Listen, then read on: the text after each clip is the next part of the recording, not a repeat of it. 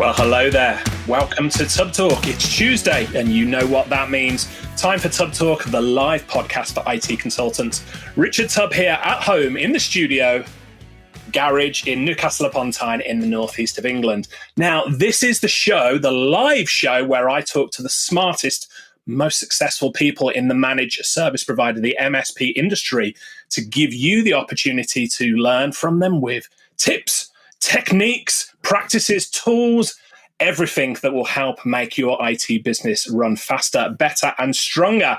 As always, with these live shows, we are very, very interactive. So whether you're joining us via LinkedIn, via Facebook, Twitter, YouTube, or anywhere else, let us know in the comments now. Let us know where you're joining us from so we can give you a shout out. And as we go on in the show, if you've got any questions or comments at all for our guest today, fire them over in the comments. We're monitoring all of those channels for your feedback, and I'll make sure that I pause very regularly to ask your questions and to give you a name check as well. So, on to our main event for today, and I am very excited to be joined by our guest and my good friend, Chris Tate. Now, Chris is the Global Strategic Alliance Director at MYKI. MYKI, if you're unfamiliar with them, offer a password and two-factor authentication management solution specifically designed for MSPs, MSSPs, and VARs. More on that very, very shortly. Chris is hugely respected in our MSP space. You know, everybody knows him, everybody likes Chris. And the reason being, he has worked in an MSP business before, multiple MSP businesses as a service manager, a technical director, and a director of product strategy. All of this before he started his own website, totallyMSP.com. And then he traveled all over the world as the former business development director at Datto as well. So this is a man who has been there and done that in all aspects of our industry. One of the reasons I would say that Chris is so well known and liked is for the time he spends evangelizing about managed service providers in the MSP community.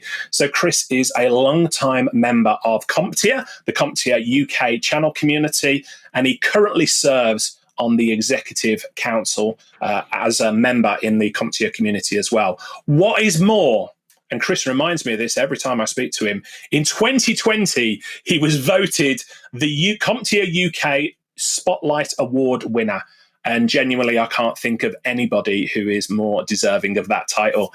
Chris, welcome to Tub Talk. How are you doing, my friend? Yeah, really good. Thank you. I was slightly taken aback by that introduction. Thank you very much for saying that. Also, a little bit ashamed and embarrassed about the relative lack of background in my office compared to your garage. So I need to, I guess, up my game for next time. I'm just hoping. I don't know what happens if Claire comes back with the car at any point. Are you going to get moved out to the garage or something?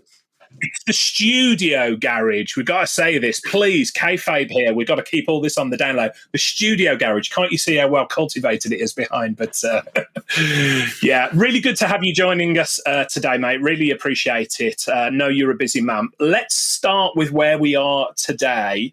And for anybody who's not familiar with MYKI, how would you describe what the company does? Yeah, great question. MYKI is relatively new to the MSP channel, I guess. We launched the first product, the password and MFA management solution, at DattoCon in Paris in October 2019. I think, well, I know you were there. So that was kind of almost the last event, the last big event that we got to go to, right? Because I guess in 2020, a lot of the big events were cancelled. So we launched it then. After feedback from MSPs, MYKI came to market as a consumer password TFA management solution, and it kind of works on sort of hybrid cloud to synchronize passwords between devices so they're not stored in the cloud, so there's no master password and this kind of thing. But one of the things that was happening were MSPs were coming to us, and this is a path well trodden from other vendors, and saying that's a really cool product. How can we have it for an MSP? Have you got an MSP product? Have you got a channel program? And then what happened is it was kind of almost, well, this seems like a great route to market. Let's retool the product to a certain extent and let's go all in with MSPs, which is where we are now. So the product's been around probably 5 years, and probably we're a couple of years into the MSP side of business. But yeah, we're all in with the MSP community now. And as you said, I was at that DattoCon event where the product was launched, and grabbed my smartphone, spoke to the guys on the on your stall, and did a little video, and we put it up on Twitter probably within the hour. And that was one of the most tweeted things that we had at DattoCon in Paris. So I can tell there was a lot of excitement already for the MYKI product. So more on that shortly. I want to talk about cybersecurity as a whole a little bit more as well. But before we do, I alluded to it earlier. You know, you've been in the MSP industry roughly, I think, about the same sort of period of time as I have. Tell us a little bit more about your experience as an MSP. I imagine maybe a little bit longer than you. I don't know for sure. I know that you're probably older than you look, or the other way. I can never know which is the compliment, which is the insult. But I started in a company in Nottingham in 1988, and so that's kind of my first start.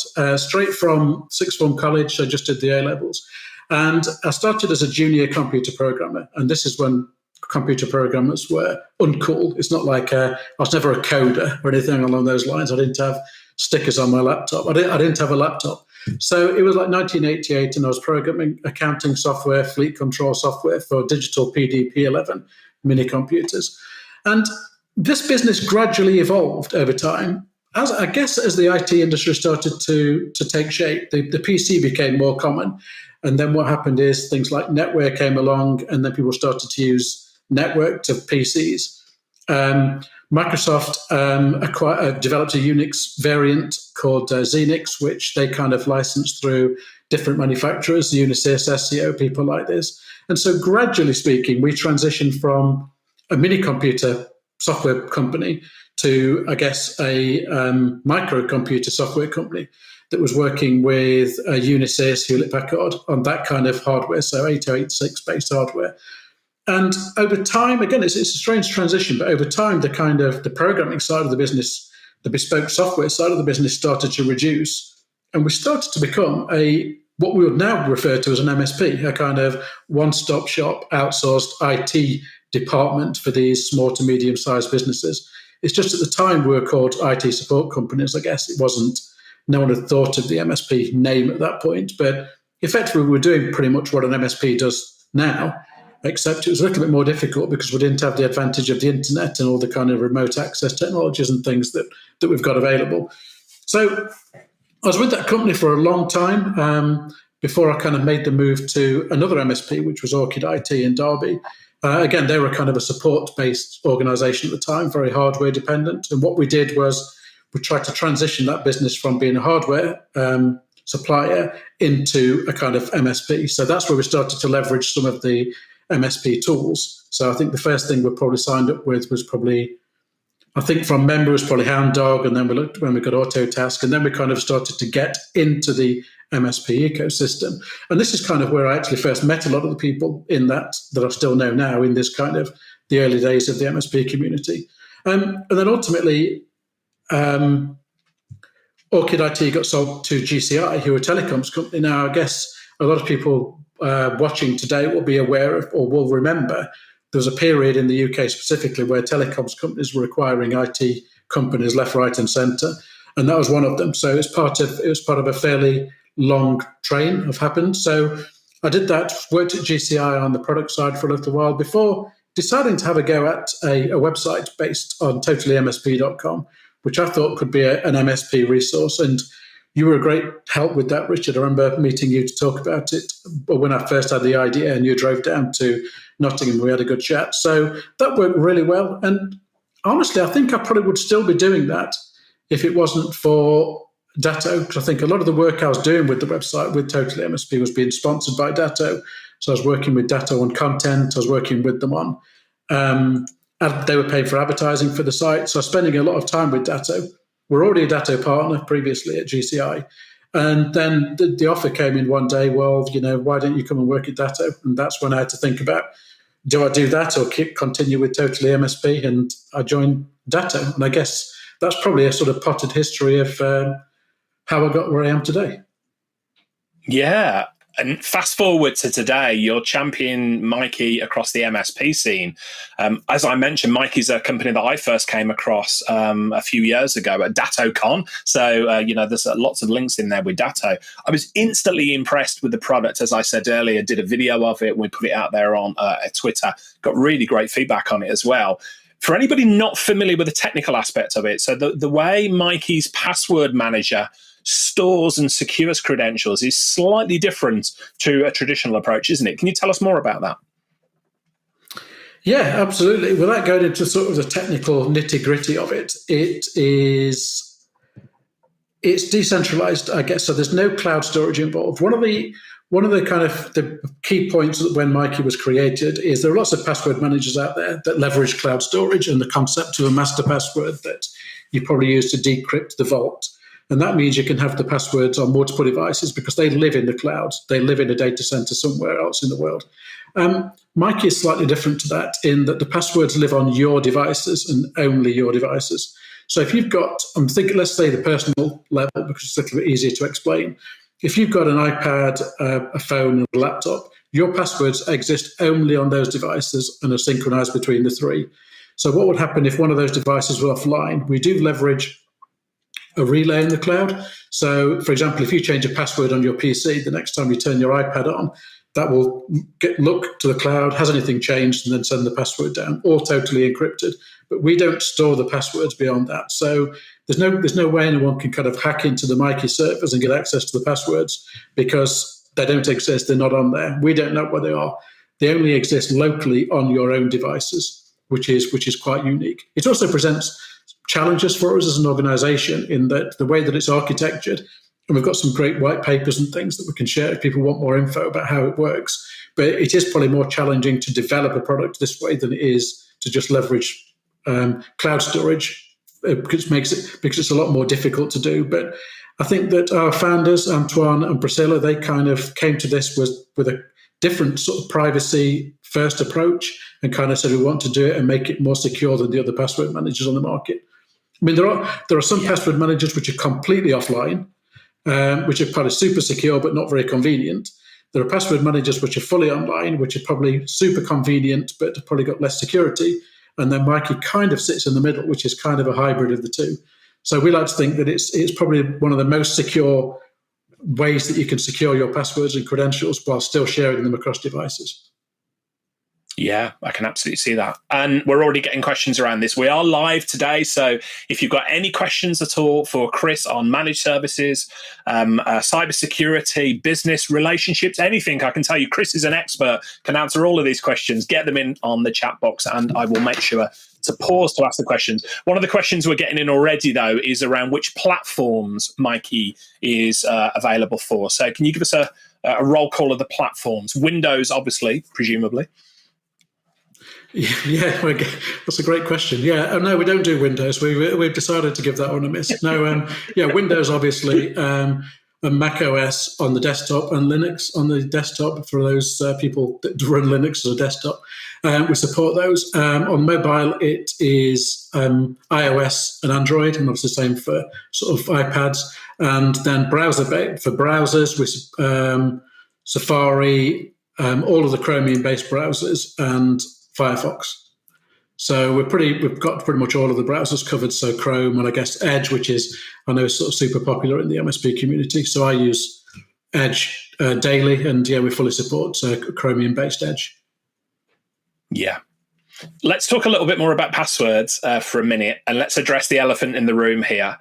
You and I both know, in danger of alienating a large proportion of the audience here, but we're going to go there and do it anyway. You and I both know that there's at least 25% of the people watching today who are practicing really weak password practices. That have either got really weak passwords or they're using the same password for multiple websites and devices and things like that. Without preaching, you've been in this industry for a long time. You've got lots of experience. The experience you picked up working with MSPs all around the world with MYKI. What would you say to somebody who's watching today who's using a weak password or no password manager or any of those bad practices that we know are going to cause problems? Yeah, and I absolutely, I'm sure you're right on people that do that. I can understand why, and it's because passwords are difficult to remember. It's a clunky system. I mean, in an ideal world, we won't have passwords, right? I guess we're in this transition now. Give it 10 years and there'll probably be a thing of the past, touch wood. But passwords where we are now, and any password manager and any kind of security solution, I always see as a trade-off between convenience and security. Having any password is less convenient than having no password. Having different passwords for different sites is probably marginally less convenient than having kind of one password that you use for everything. And having a password manager is, again, probably slightly less convenient than having one password that you know. But I think the reason for them, and I would say it's probably almost the simplest thing that you can do to help protect your clients is to ensure that the people use unique passwords for every application and service. And the reason for this is you're only as secure as your weakest password. That's why I always put it, or the weakest application. So let's say, for example, you create a password which is super secure and it's like 30 characters, but you use it for everything that you go on. And so you use it for your LinkedIn. A lot of people do that and log in with their company email address for LinkedIn. They may also use it for the Facebook. It may be quite strong, and they maybe use it for a lot of these sites that aren't, routinely breached. But then they also use it for an app that they download, Flappy Birds or something like this off the App Store, which is just an app that says, can you register, give us a password. What will happen is then they put the same password into that app, and then it's somewhere else. All it takes is one of those applications, and you may, I think the average person now has probably got like 150 apps or services that they use overall in terms of on the mobile, on the desktop, work, home. One of those gets compromised. Then that password then gets sold to the dark web or add to the dark web. And it becomes quite valuable because what people then start to do is use it as something called credential stuffing, where they take your username or variations of your username, your email address, your company email address, and just use that one password and variants of that password against every major site they can think of. So, for example, if you've got a mobile phone with, I'm just using this as an example, Vodafone may never have been breached. But if your password is the same on a breached application that you use with Vodafone, you go online, you will see your password is for sale in terms of as a part of a Vodafone breach. So you can prevent all of that really simply by ensuring that you never, ever have the same password on more than one application. That's where a password manager comes in, I guess, because it's with the amount of passwords we've got, it's impossible to remember them. So I guess the password manager is kind of the way to enable people to use unique passwords. Yeah. And I know you would give a shout out for some of the work that MYKI does for the community at large. And this is free tools that you make available to anyone else. I know that you've got a password generator. You've also got a tool to check to see whether your email address has been hacked in any breaches. Remind me where we can go to see those tools, to get those tools. Yeah, well, a great starting point is MYKI, as I mentioned at the start, was a consumer product at heart, and it still is available as a consumer product. It's completely free of charge. So there are no limitations. You can download it for your laptop, for your mobile phone, for your tablet, and synchronize your own passwords across them. It will give you security data. It will tell you if your password's been part of a major breach. And you can use it for all of your personal passwords. That's how I got into MYKI, really. I used MYKI as a consumer before I joined the company. And so I've used MYKI with all of my passwords. All of my 2FAs are stored in there. And so if I go onto my personal Twitter, my personal Facebook, my energy supplier, I use MYKI for everything to automatically fill in the credentials. So I don't know what they are. They're unique for every application and service. But it's completely free. And it's always going to be completely free and secure. So when I joined MYKI, all that happened was I got added to the MYKI organization. So now I see the MYKI passwords, but in a separate vault, I see all my own personal passwords. They're completely separate. So if the day ever comes that I, finally get caught out and escorted out of MYKI, for spending too much on expenses for people buying people drinks at the bar or whatever, for whatever reason I leave MYKI, then I will lose access to the MYKI vault, but the personal vault will come with me. It's completely separate and standalone. So I'd say a great starting point, if you're not using a password manager currently, is use one firstly, and MYKI have got one which is completely free for consumers. And it's a great way to learn the technology then to see, I guess, the old eat your own dog food adage, to then work out this might work for our MSP. What the MSP product does is effectively it's the same product, but it adds on the multi-tenancy and the management to allow the MSP to manage multiple customers. But at its heart, which is the password 2FA identity manager, you can use it completely free just by going to MYKI.com and downloading it and getting going. And I absolutely recommend that people do that if they've not currently got a password manager. Brilliant. And we'll include all the links that we talk about in the show notes, and we'll include them below. And of course, we'll have the replay of this that goes out both on YouTube, on LinkedIn, all of the other platforms, and on the podcast. So podcast subscribers, you will be getting this episode very, very shortly. Something you just touched upon there. So obviously, MYKI is a tool that is hugely popular in the MSP space. But it's also available for teams. It's also available for end users. Now, you and I, both former MSPs, we know, and everybody watching this knows how difficult it can be to get end users to actually adopt these tools. So what do MYKI do in terms of making it easy for managed service providers to deploy these tools to multiple client sites? Yeah, I guess that's two questions, right? In terms of deployment, we make it as easy as possible. We've got tools to help you to deploy to the end users, and we can sort of help with the onboarding. In fact, it's something that we would always recommend that we do, because obviously it's like any of these tools, the better the onboarding, the higher the adoption rate. When it comes to end user adoption, which is the kind of users within the SMB business that the MSP is supporting, again, we provide tools, videos to help them do that. It's gamified to a certain extent, which can always help. So when people start to use it, we can say, we don't see the passwords, but this user's got 10 passwords in, this other user's only got 2 passwords in, get your finger out kind of thing. We can also tell by looking at the metadata rather than the passwords, this user's got a high security score and this user's got a low security score, and then maybe try and generate reports to go back when you're doing your QBR or something with your client of saying, well, this user is really sort of doing an amazing job using MYKI, and this one not so good. So yeah, and it's also, I guess, it's a necessity, right? So if for example, we're starting, the SMB is going to share passwords like social media for their Twitter account or LinkedIn account, they'll say to them, well, it's only available within MYKI. We're not going to give it to you separately. You don't know what the password is. So people gradually sort of gravitate towards the application through necessity. And just to go back to the other point, I'd also say that it's the personal use that's probably the real game changer here, because if a user starts to use it for home and starts to see the benefit of it, then it becomes so natural to use it for work. So I think that when positioning MYKI to MSPs, what I always say is, when speaking to your customers, don't just say we're going to protect your company passwords. We'll also protect your personal passwords. And again, that will help with the situation where I'm sure people use the same for both, which I guess is kind of really damaging.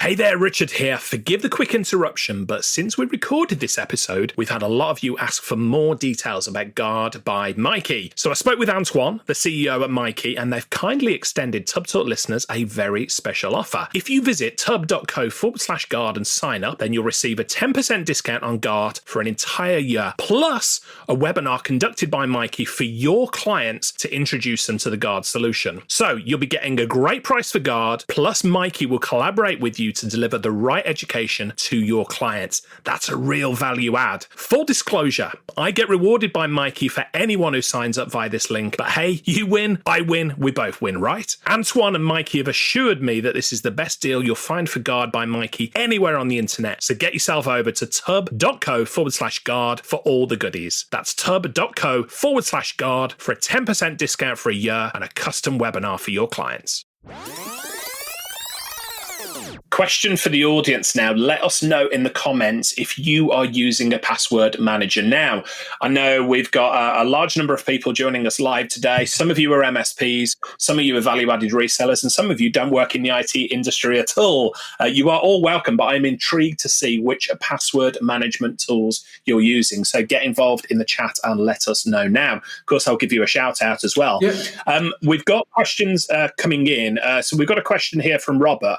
He says, specifically around the MYKI tool here, he says, what happens if you lose a device, say your smartphone, and someone else manages to gain access to the smartphone will they then have access to your passwords? So, good question. How would you answer that? How does it work in technical perspective? It can be configured in slightly different ways, I guess. But I mean, firstly, if you lose your phone, you can delete access to the vault. So the next time it checks in, so the next time it does go online, the access will be revoked. So you're no longer able to see any content on there. Any content in there, including backup files and things, which is important if you're talking about losing things, they're fully encrypted. They can only be decrypted with the key, which is unique to that user's sort of mobile phone number, which is where the encryption key lives. If someone gets access to your phone, they would then need to unlock the phone. I guess that's the first thing, which is no mean feat. But assuming that they're able to do that, then they would need to unlock the MYKI app on the phone or the tablet, which would be usually via a 6-digit PIN or biometrics on the phone. So they've got quite a challenge to get through both of those stages before they get access to the device. But as I say, even if they're able to do all of that, the minute that device comes online, all of the passwords can be removed from the device anyway. Makes sense. Just looking at the comments here, we've got people saying they use, some people have been very honest. I won't give you a shout out saying they don't use password managers.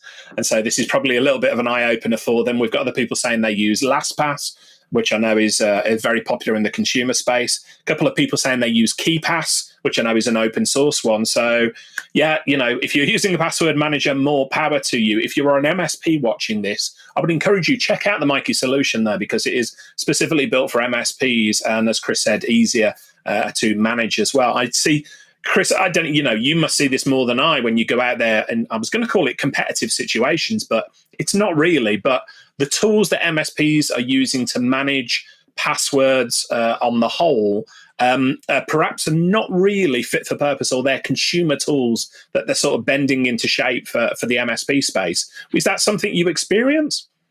Yeah, I mean, I guess just to take a step back slightly, you mentioned the sort of competitive tools that people are using. I always say that, this is probably why I'm not a very good salesperson, by the way, but I always say that our competition is not having a password manager. It's not another password manager. So, if you've chosen a password manager and you're happy with using that, then that's fine. I think that's a really key thing to get away. Our competition is no password manager, and it's trying to educate MSPs and end users and SMBs that they should be using a password manager of some description. And it's moved on, right? If you remember back in the day when, so I mentioned earlier, we had Hound Dog, which was our RMM platform at the time, which now lives on as Enable RMM through almost unbelievable amount of name changes. But then we've also got the PSA, which we were Autotask PSA, which is amazingly still called Autotask PSA. We would store passwords in the PSA, and that was probably almost the best solution that we had available at the time. But things have moved on, right? I mean, the PSA isn't, with the best will in the world, isn't the best place to be storing these passwords. And then we probably used Excel, or we used different tools. So I think it's just a matter of sort of moving on with the times and thinking, well, we're seeing a lot in the news about MSPs being targets. And this is something, and I hate scaremongering. I think it's probably the worst way to sell our product or any product. But we're starting to see in the community that MSPs have got kind of big targets on their back now, because the bad guys, rather than trying to hack into 100 small businesses, which is quite a time-consuming process, if they can get into the MSP and then find the passwords somehow, then they've got the key to 100 SMB businesses straight away. So MSPs need to kind of hold themselves to almost a higher standard than most other businesses. So I would say a password manager for an MSP is super important, and I'd say that's why if you're not using one as an MSP, then I would recommend that you would. If you're using currently something like a PSA to store passwords, or maybe a SharePoint thing that you developed yourself, which we see a lot of, maybe it's time to look to see if there's a better solution, and then maybe look at a password manager. Yeah. Now, you mentioned it there, over the past 12 months and more, but certainly over the past 12 months, MSPs have been targeted by cyber criminals. We've seen a lot of MSPs. I know from the Tech Tribe and other communities that I'm a part of, a lot of sleepless nights for MSPs who've been targeted by these cyber criminals. For the reasons that you mentioned, you gain access to the MSP, you've got the keys to the kingdom, you can gain access to hundreds, if not thousands of endpoints out there. So sort of scary times. We've talked about password security. I would say at this point, that's a given. Strong passwords, password manager is a must for MSP. But of course, anybody who knows even a little bit about cybersecurity is watching us today. We'll be talking about multi-factor authentication, MFA, two-factor authentication, that type of thing. Now, I know MYKI have got a solution in place for 2FA, for MFA as well. Can you tell us a little bit more about how that works in conjunction with the passwords?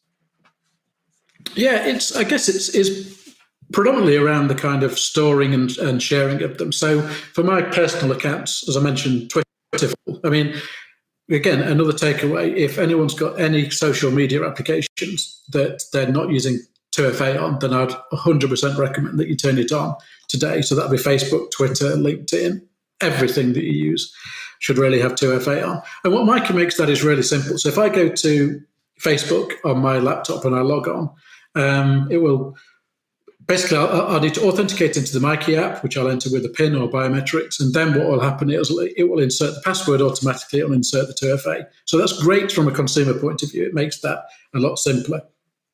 But from a business point of view, from an MSP specific point of view, what's cool about 2FA is the fact that you can share them as well as the passwords. So I'm sure we've all had situations where you've got an Office 365 admin username that you've got with a password, which has got 2FA enabled, which I think which has to have, it's mandatory, right? So it may be a text message notification or something, but where does that go? You may have one phone in the office that has to get the 2FA codes and then someone shouts it out or passes you the phone.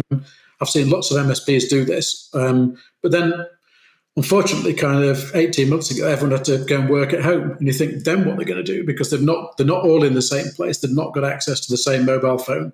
I saw people set up really elaborate text to email systems and all kinds of things, so that when they try to log into Office 365, it would get a text. The text would get sent to the all support email group, and people would do it.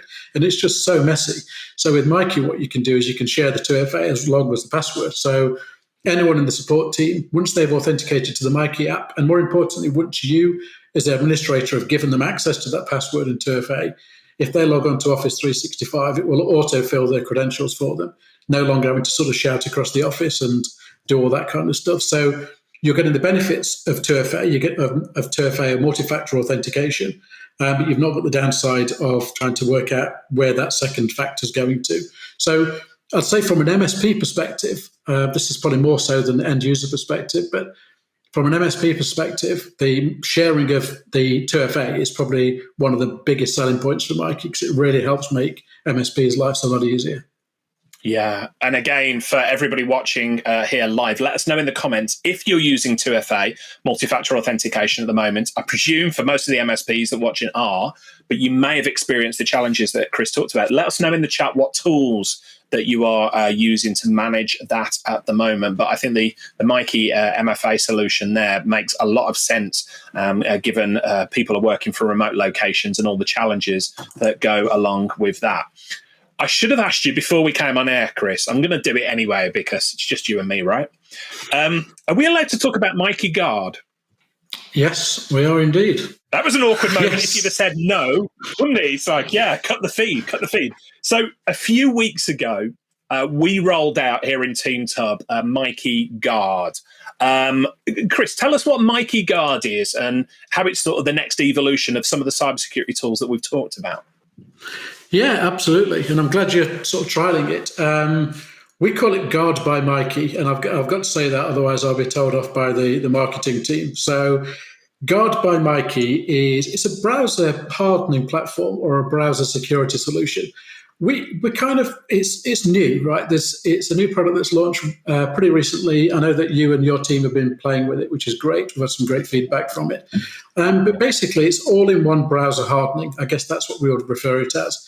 It's almost one of the terms that we started to look at what it does and the functionality, and kind of thought it's almost like an RMM for browsers, because it does some stuff which RMMs can do, but currently isn't being addressed.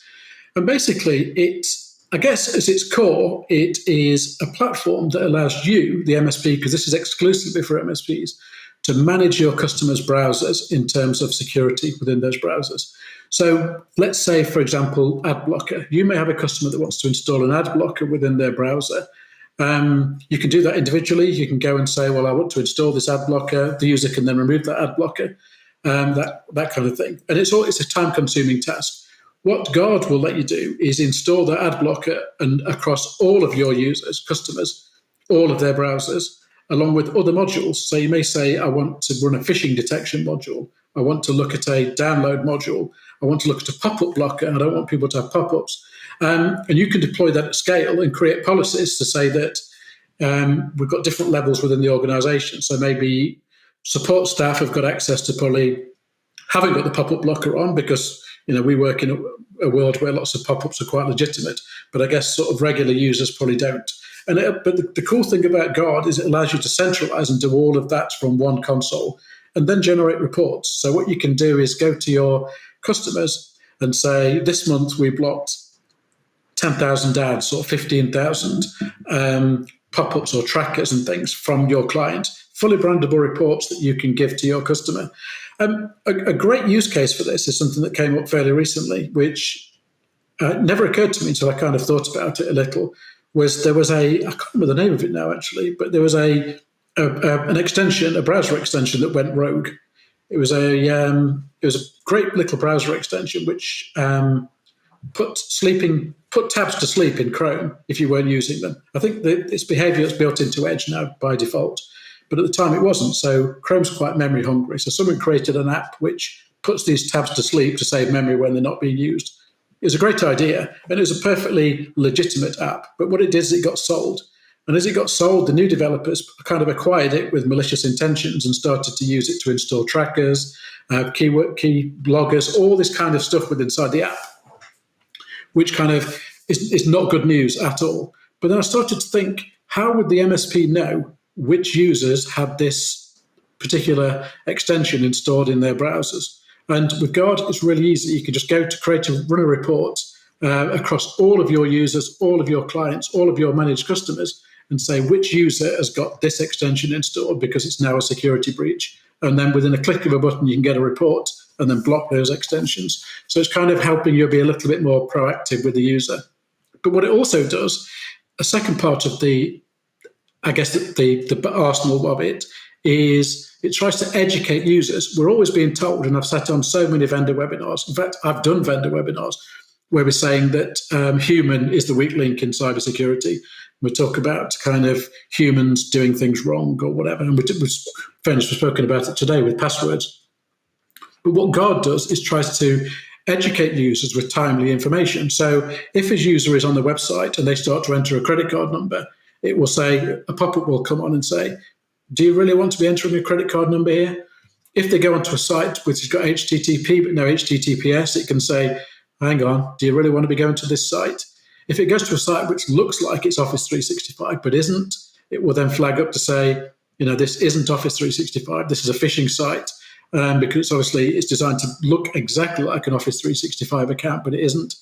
If they enter a password, a little bit like the password manager does, if they enter a password that we have seen elsewhere being used, it will say this password's been part of sort of several different breaches. So all in all, there's probably about a dozen modules and more coming all of the time that you can sort of deploy on a kind of global and say, we'll push them all out to every user, or on a kind of module by module basis to all of the clients. And I think it's a great way to, even simple things. I mean, I guess everyone maybe should be using a pop-up blocker and a tracker blocker. So it's probably a great way for you as the MSP to take control of that conversation. Don't let the end users go and find their own. Say, well, we will, as part of our package, and we do via RMM, we'll push out this Guard by MYKI to everyone, every desktop in the organization and laptop, and then it installs across all browsers. So it's all Chromium browsers and Firefox. So the minute they launch their browser, they've got extra protection and they can see the icon, what it's doing, so how many pop-ups it's blocked, how many extensions it's blocked. And if a user really wants to get around that, they can pause the blocker if they want to. But again, this is within the MSP control. You might say, well, I don't want the user to be able to pause the ad blocker, so you can disable the pause button. So yeah, I think it's a great extra level of security for MSPs. It's a pretty low-cost product. Yeah. So what we find in most MSPs currently are doing is they're kind of bundling it in, rather than trying to have a conversation with the customers and we're going to sell you an ads blocker, is almost bundling it into their support offering to try and just help keep them a little bit more secure. And then the brandable reports, again, is something that helps the MSP at QBR time to be able to go and say, well, look what's happened behind the scenes this quarter or something with this in background. So yeah, it's a brand new product for us. We're really excited about it. We've got quite a few customers trialing it. We've got quite a few that have deployed it to end users, and and obviously you've done it with your team as well. So yeah, any feedback gratefully received. Yeah, and again, thank you for Antoine and yourself onboarding us with Guard by MYKI. See, I'm on board with the marketing team there.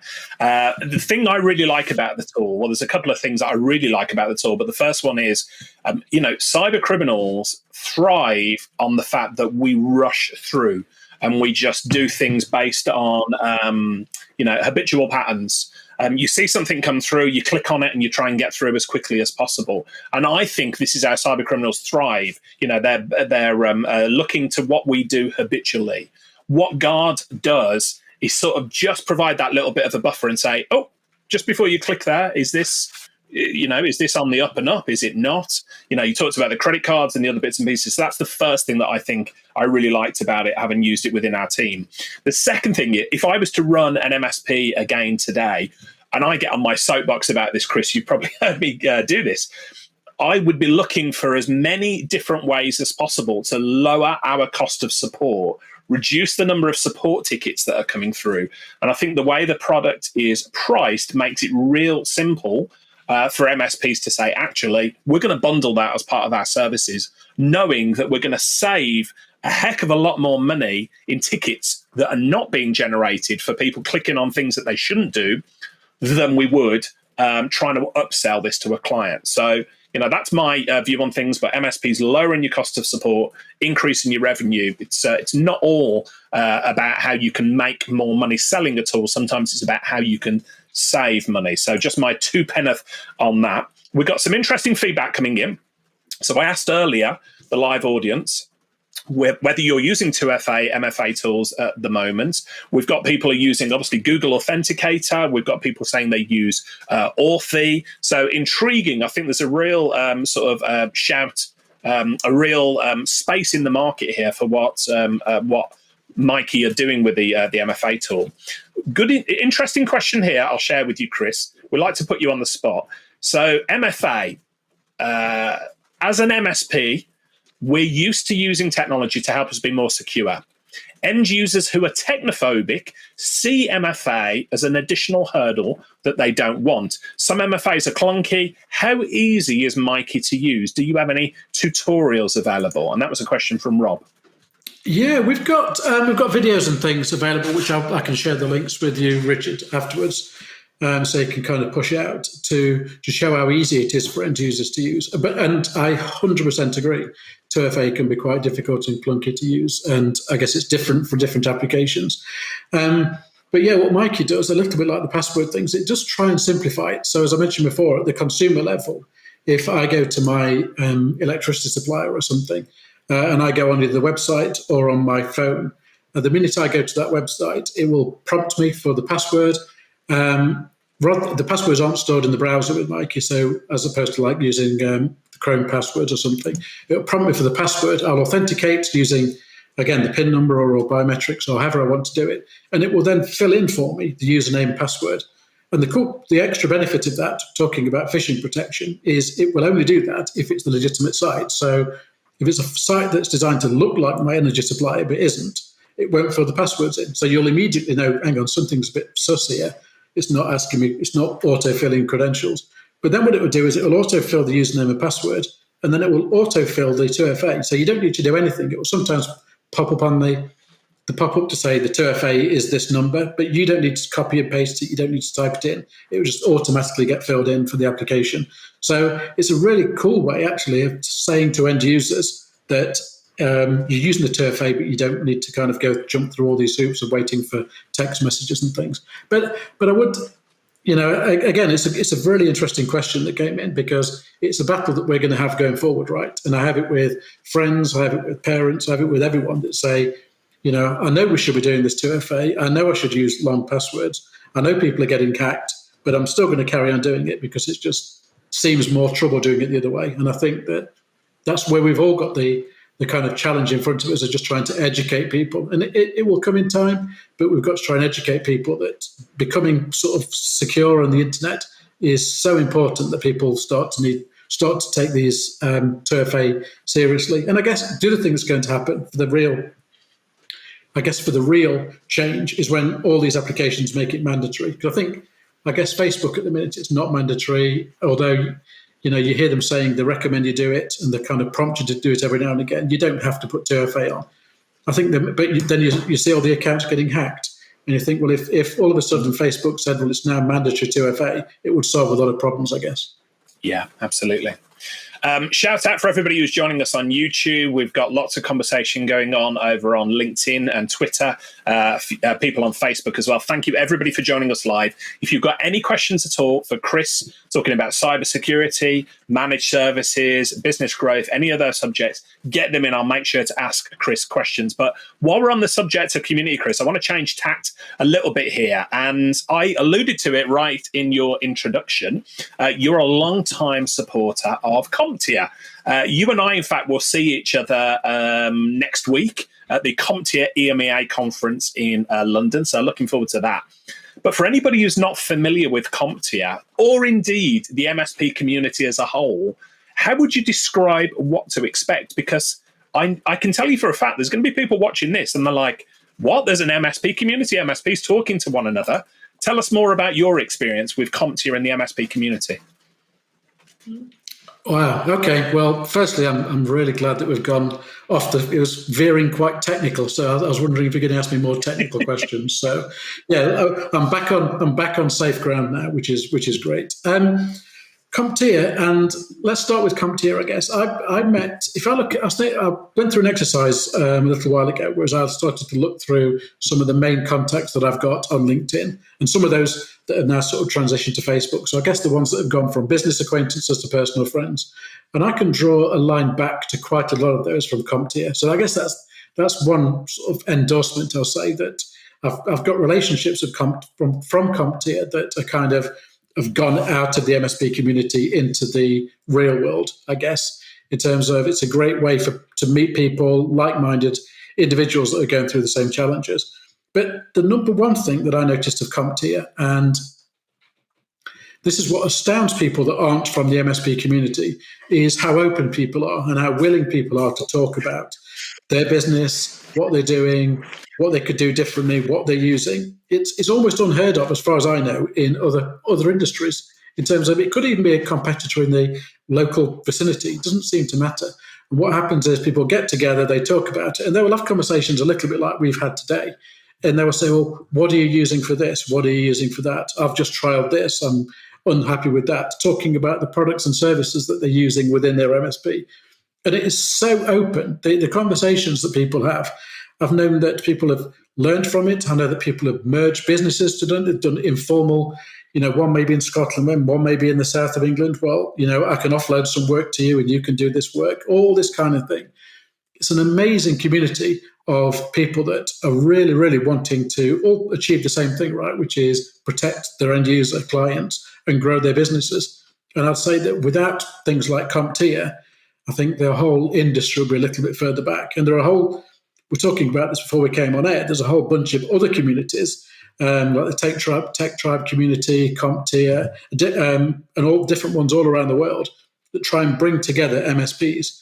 Some are vendor specific, so some vendors run sort of user groups and panels and things, which are again great, and some completely vendor independent, like CompTIA, which are, anyone can go non-commercial. But I would 100% recommend that if you've got the opportunity to attend a CompTIA meeting, whether that be the regional meetings that happen, I think 3 times a year, or the channel community meeting, the main one, which is in London next week, which is once a year, I would wholeheartedly recommend we do. And, it's something, again, that we've missed massively. I know CompTIA have done a great job during the kind of lockdown periods of trying to do these virtually. The EMEA conference last year was virtual.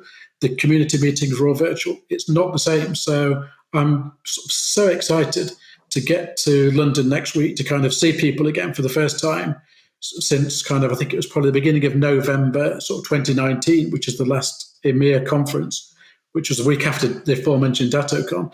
And so I think it's going to be so long that people have been out. I think everyone's kind of really itching to get back together, to start having these conversations in person over a drink. It just makes it so much better to do that. And it's also, the community is a great way, I think, to find new products. So the good thing about this CompTIA conference, it's the only one, the EMEA conference is the only one where vendors kind of come up and sort of pitch their wares, I guess, at a stand. But it's a great way to go around and just see what else is out there, look at the new products. With my MSP business, I grew by looking at new products and seeing what was out there and trying to keep on top of it. As a great example of that, we signed up with Autotask, went to an Autotask conference, and that's where I met Datto. And Datto changed my business and ultimately changed my entire career path. So I think going to these events, having and speaking to people, engaging, I guess that's one of the key things I would say. If you're going to go to them and engage, everyone's going to want to speak to you. I know some people are kind of a little anxious and nervous about speaking to other people. Everyone's been in that position, right? Everyone's in the same boat. But I can't think of a more friendly community to just go and start chatting to someone over the dinners at the CompTIA events, or there's networking, and then there's the bar afterwards, which is always a great part to sort of chat to people. So, yeah, CompTIA has been a huge part of my journey in the MSP community. In fact, looking back, I just don't know where we would be now in the MSP community in the UK if it wasn't for CompTIA, because a lot of the people I rely on and speak to day to day, I kind of met them all through CompTIA, and it's almost impossible to imagine a world that I didn't know those people. Yeah, couldn't agree more with what you said. We are absolutely blessed to have CompTIA looking after us. And I know we've got a global audience today. We're talking a little bit about the UK community because we're so excited about getting out there and seeing people in person. But CompTIA have got a presence all over the world. There's a community in the Benelux for Europe.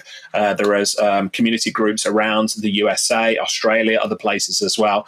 Other user groups out there. The bottom line is, if you are watching this and have never got involved in any of the managed service provider community or IT community, this is not it's not a scam, it's not a hoax. There are good people out there, and our industry is unlike so many others that people will want to work together. A rising tide lifts all boats. So excited to get out there, and look forward to seeing you in person in a week or so's time as well, Chris. We're coming towards the end of our time. If you've got any burning questions for Chris, now is the time to get them in for me to ask of Chris. We've got a question here from Tully. Tully says, Chris, having worked as an MSP and then moved into vendor land, what was the biggest preconception about vendors that you had that changed? Wow, that is an amazing question. Yeah, that is really good. I honestly think, and this is I genuinely think this is. Let me look at a use case. So I've got a use case example now. This is billing, right? Everyone hates MSPs, bills and invoices for MSPs because they're not usually good. They've usually got, through acquisitions and mergers, probably got 5 or 6 different billing systems. They're trying to get it together, and they're sending bills out to MSPs which aren't the best. They're not the easiest to read, the easiest to consume. From an MSP point of view, I would always think this vendor doesn't care. They're not interested. They're just throwing these bills out to us, and they let us spend hours trying to reconcile them. I can 100% tell you that from an MSP point of view, MSP land, from a vendor point of view, that is absolutely not the case. They are desperate to get the right bills out to you. They are desperate to make these systems work together. It's just sometimes it's difficult for them to do, and it takes time to merge all these systems. And so I'd say that, I look at it with a slightly different view now, that when I see people talking about vendors online saying, well, the invoices are wrong, or the support's not right, or whatever it is, I'll say, well, reach out to your account manager, speak to them, and just sort of raise these concerns, because I know that they'll be trying their best. So I think that there was always a perception that I thought that vendors didn't care about MSPs, or they weren't kind of concerned about MSPs, but I've only worked at 2 vendors, but at both of the vendors that I've worked at, I can tell you that is absolutely not the case. They are, absolutely focused on wanting MSPs to be successful. Sometimes things go wrong. I guess sometimes it doesn't always come across that way, but I'd say that's probably my biggest thing that I've learned as I'm moving to a vendor from an MSP, is that they're as invested in this as you are. I mean, a great example of this is with MYKI, right? Taking it back to MYKI. If you're not happy with the MYKI service, for the product not working or the billing not working or whatever it may be, not that these things happen, obviously, but if that is the case, then you'll stop selling MYKI products. And that relationship then comes to an end. And our success is 100% focused and reliant on the success of MSPs. And that's the same for all of the vendors. So while sometimes it seems they're not interested, or they may be a little bit less interested than you would want them to be, I'm sure that they are actually really sort of focused on trying to do their best to help you. Agreed. And I think one of the things that, I would share to anybody who is maybe not having the relationship with their vendor partners that they think they maybe could have, reach out to them, have the conversation, because my experience has been exactly the same as Chris's, and that is the vendors want to do their absolute best. They're not out to screw you over or to win at the result of your business. They really want your business to grow so that their business can grow, so that your business can grow, and so on there. So thank you. Great question coming in there. And we were talking in glowing terms, weren't we, about the MSP community as a whole. I'm going to encourage you, Chris, after this, I know you've not got it up now, go and check out the LinkedIn comments and the Twitter comments, YouTube and that, because there's a lot of people having conversations here and helping one another out. So Ben was saying, Robert was asking that question about how can we be more secure. Ben said, I've been using MYKI for the last few years and love it. We weren't selling it to customers, just internal, but they were one of the first to solve the shared MFA issue we needed for engineering access to customers' Microsoft 365 tenants. Be sure to have it set up on at least 2 devices, since it syncs between your devices and is not backed up to the cloud very sensibly. So great example there of MYKI, a customer helping another MSP out with a solution to a problem. So love that. Thank you all for participating today. Chris, we're coming to the end of our time. When I'm having a conversation with you, obviously we caught up a couple of weeks ago in Nottingham. We went out to an ice hockey match. You introduced me to my first ever ice hockey match, and it was brilliant. So it's been a long time since we're catching up, but catching up with you always feels like just having a conversation with a friend. And of course, I consider you a friend. Yeah, it was great, and I really enjoyed the time in Nottingham. And we booked the ice hockey match as a I guess something to do, maybe in the afternoon, to take us away from the pub for a couple of hours. And I had no idea that you were going to become this sort of uber ice hockey fan on day one. You're the most excited person I think I've ever seen at a game. So yeah, it was great to introduce you to the sport. I was so down with that. Honestly, it's my new number 2 sport. I told you I'm looking at the local ice hockey team here in Newcastle. Anyway, we're going wildly off tangent. I just wanted to say thank you for introducing me to ice hockey there. And it's been an absolute blast speaking to you today, mate. Appreciate it. I know that you're really open about talking with MSPs. So if anybody watching today wants to continue the conversation with you, or indeed find out a little bit more about MYKI, how can they contact you? Yeah, well, you can always contact me via email. It's ctate@myki.com. I'm on LinkedIn. Just search for Chris Tate MSP. Twitter is totally MSP, and yeah, all over all of the socials. So I'd love to hear from anyone. I'm really, as soon as this is finished, I'm going to jump in and look at the comments. I know you probably should never do that in case people will be criticising my haircut or something. But so I'm going to go and look at the comments on social and try and engage. But as I say, I'm a huge fan of the community. And so please feel free to reach out. If I'm not already connected with you, I'd love to be, I'm sure. Marvellous. So that's all the time we've got for this episode of Tub Talk Live. I want to give a big shout out for Chris, obviously, for joining us. Really appreciate it. I want to say thank you to everybody else who's joined us live and the wonderful comments and just the community we've got going there. But a big shout out as well for our partners, the team at Fresh Productions, who made this episode and all of the Tub Talk Live absolutely possible. Ben and Neil has been working behind the scenes on this show, and we really appreciate them. If you're in the technology business, if you run a technology company and you're looking for somebody to host a live stream or an in-person event, get in touch with Ben and the team at Fresh Productions. They really are the experts to help make your event great. So thanks again to our guest today, Chris Tate, for being with us. Really appreciate it. And for everybody at home for joining us, thank you so much. We'll look forward to seeing you on the next episode of Tub Talk, the podcast for IT consultants. Cheers. Hey folks, Richard here. Thanks for listening today. I know you've got a ton of options for who you listen to nowadays, so I really appreciate your support. Do you have any feedback on this episode? Ideas for future guests? Tweet me at Tublog using the hashtag TubTalk. I respond to every tweet and really appreciate your feedback.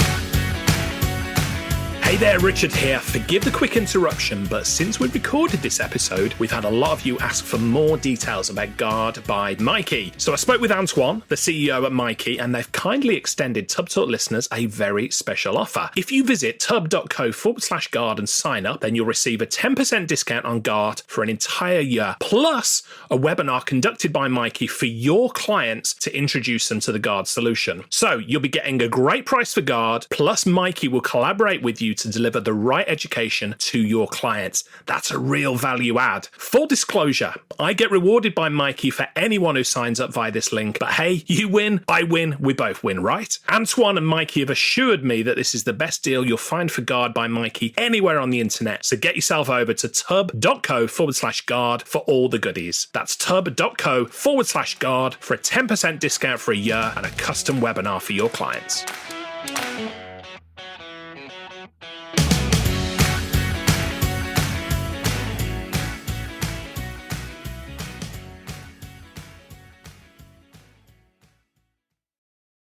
Hey team, this is Richard again. Just one more thing before you take off, and that is MSP Insights. Now, every Tuesday, I share my thoughts on the business of IT with you, the managed service community. Thousands of managed service providers already subscribe to MSP Insights. It's easy to sign up, easy to cancel. MSP Insights is basically a short email from me every Tuesday without fail with advice on growing your IT business, plus cool resources I've found, discovered, or started exploring that week. It's kind of like my diary of cool things and often includes articles or books I've read, tools I've discovered, and events I think you'd be interested in, often sent to me by my friends and Tub Talk podcast guests. So if that sounds fun, a short tiny bite of MSP goodness every Tuesday, and you'd like to try it out, just go to go.tub.co/Tuesday. That's go.tub.co/Tuesday. Drop in your email and you'll get the very next one. Thanks for listening.